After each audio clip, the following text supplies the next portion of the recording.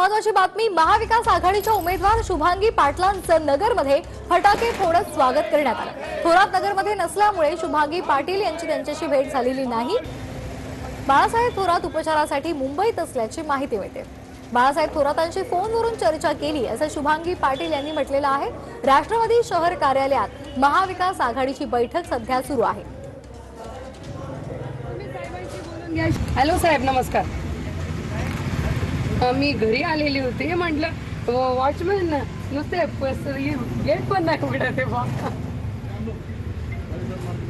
Gate मध्ये, म्हटलं मला येऊ तर द्या मध्ये, ते पण नाही म्हणतायत। मी देते त्यांच्याकडे, देते, एक सेकंद देते। सर घ्या दादा ना फोन, मोबाईल घ्या, साहेब बोलतायत।